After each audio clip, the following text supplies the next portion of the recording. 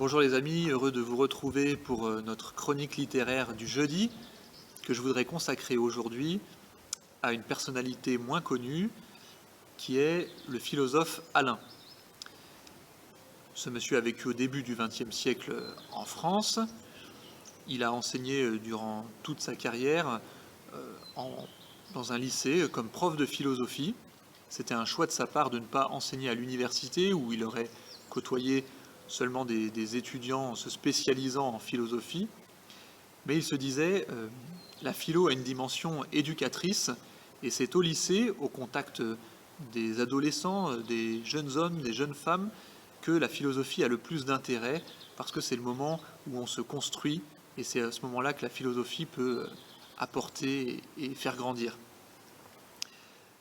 Autre chose intéressante sur ce philosophe, c'est qu'il n'a pas écrit, comme beaucoup d'autres, des grands traités ou des systèmes philosophiques qui essaient de condenser dans un ouvrage beaucoup de thèmes. Lui, il a préféré écrire des articles dans les journaux sur une pensée qui lui venait, qu'on appelle les propos. Ça donne aussi, vous le verrez, une philosophie accessible au commun des mortels que beaucoup d'entre nous sommes. Alors je vais dans quelques instants vous lire un extrait de ses propos sur le bonheur, où Alain, au fond, se pose la question essentielle de qu'est-ce qui fait le bonheur, comment être heureux.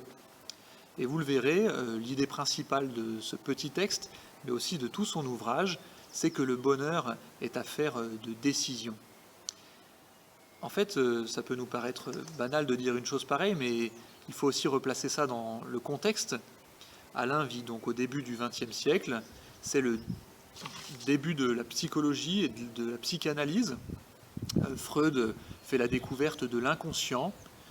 L'homme, le sujet humain, a en lui une part obscure qui lui échappe et qui détermine ses choix.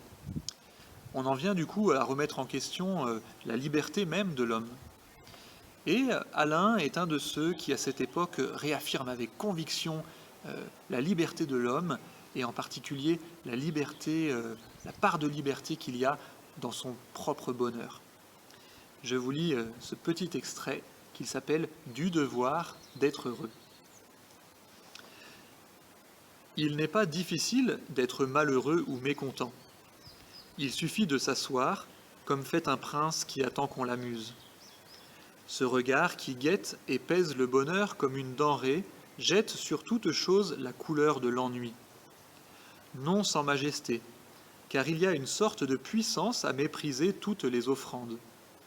Mais j'y vois aussi une impatience et une colère à l'égard des ouvriers ingénieux qui font du bonheur avec peu de choses, comme les enfants font des jardins. Je fuis. L'expérience m'a fait voir assez que l'on ne peut distraire ceux qui s'ennuient d'eux-mêmes. Au contraire, le bonheur est beau à voir. C'est le plus beau spectacle. Quoi de plus beau qu'un enfant? Mais aussi, il se met tout à ses jeux. Il n'attend pas que l'on joue pour lui. Il est vrai que l'enfant boudeur nous offre aussi l'autre visage, celui qui refuse toute joie. Et heureusement, l'enfant s'oublie vite. Mais chacun a pu connaître de grands enfants qui n'ont point cessé de bouder. Que leur raison soit forte, je le sais. Il est toujours difficile d'être heureux. C'est un combat contre beaucoup d'événements et contre beaucoup d'hommes. Il se peut que l'on y soit vaincu. Il y a sans aucun doute des événements insurmontables et des malheurs plus forts que l'apprenti stoïcien. Mais c'est le devoir le plus clair peut-être de ne point se dire vaincu avant d'avoir lutté de toutes ses forces. Et surtout, ce qui me paraît évident, c'est qu'il est impossible que l'on soit heureux si l'on ne veut pas l'être. Il faut donc vouloir son bonheur et le faire.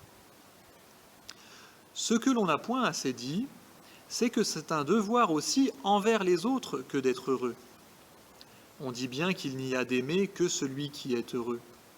Mais on oublie que cette récompense est juste et méritée. Car le malheur, l'ennui et le désespoir sont dans l'air que nous respirons tous. Aussi, nous devons reconnaissance et couronne d'athlètes à ceux qui digèrent les miasmes et purifient en quelque sorte la commune vie par leur énergique exemple. Aussi n'y a-t-il rien de plus profond dans l'amour que le serment d'être heureux. Quoi de plus difficile à surmonter que l'ennui, la tristesse ou le malheur de ceux que l'on aime? Tout homme et toute femme devraient penser continuellement à ceci, que le bonheur, j'entends celui que l'on conquiert pour soi, est l'offrande la plus belle et la plus généreuse. Donc une des caractéristiques du bonheur chez Alain, c'est que le bonheur est le fruit de la liberté de l'homme. Il faut donc que cette liberté, elle puisse s'exprimer, et le lieu par excellence où elle peut s'exprimer, c'est dans son action. Quelle que soit son action d'ailleurs, il prend des exemples tout à fait sympathiques. Il dit par exemple, regardez le collectionneur, tout son plaisir, toute sa joie, c'est de faire sa collection, de rassembler les pièces. Et si vous lui apportiez sur un plateau sa collection déjà toute faite, il n'y trouverait aucun plaisir. Et un deuxième petit exemple, il dit qu'il y a plus de joie pour le conducteur de bus que pour le conducteur de tramway, parce que le conducteur de bus rencontre davantage d'imprévus sur la route que le conducteur de tramway, et du coup il a davantage à mettre en œuvre sa liberté, et donc il en est aussi davantage heureux. Eh bien, je vous encourage à lire et à mettre dans les mains de vos proches ces propos sur le bonheur qui sont un hymne à la joie. À bientôt.